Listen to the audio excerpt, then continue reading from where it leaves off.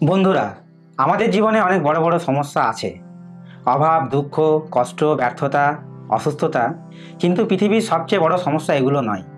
সবচেয়ে বড় সমস্যা হলো পাপ। অনেকে ভাবে আমি তো খুব বড় পাপী নই, কাউকে মারিনি, চুরি করেনি। কিন্তু প্রশ্ন হলো, পাপ আসলে কি?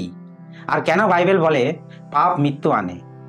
আজকের ভিডিওতে আমরা দেখব বাইবেল অনুযায়ী পাপের সত্য এবং পাপের 7টি বিপদ। স্বাগতম বন্ধুরা ডিজেসলা বাংলা চ্যানেলে। এখানে আমরা ঈশ্বরের বাক্যকে সহজভাবে বাস্তব জীবনের সাথে মিলিয়ে বুঝি, যাতে শুধু শোনাই নয়, জীবন পরিবর্তন হয়। তাহলে শুরু করি। প্রথম পয়েন্ট, পাপ মানে ঈশ্বর থেকে দূরে যাওয়া। যিশায়া তার 59:2 বলে, তোমাদের পাপ তোমাদের ঈশ্বর থেকে পৃথক করিয়াছেন। পাপ প্রথমে মানুষকে ঈশ্বর থেকে দূর করে, তারপর পরিবার, সম্পর্ক ও নিজের থেকেও দূরে করে। দ্বিতীয় পয়েন্ট, পাপের বেতন মৃত্যু। রোমিও তার 6:23 বলে, পাপের বেতন মৃত্যু। পাপ কখনো খেলা নয়। পাপ সবসময়ে খরচা নেয়, আনন্দ দেয় অল্প সময়, কিন্তু কেড়ে নেয় জীবন। তৃতীয় পয়েন্ট, পাপ হৃদয়কে অন্ধ করে দেয়।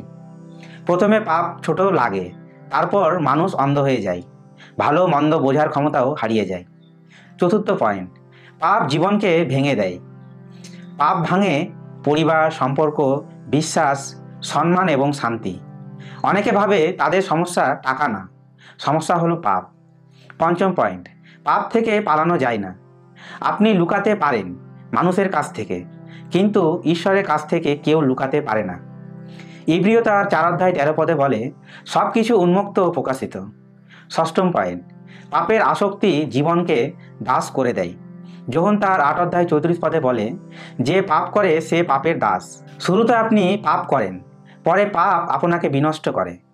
সপ্তম পয়েন্ট, যিশুর রক্তই একমাত্র মুক্তি।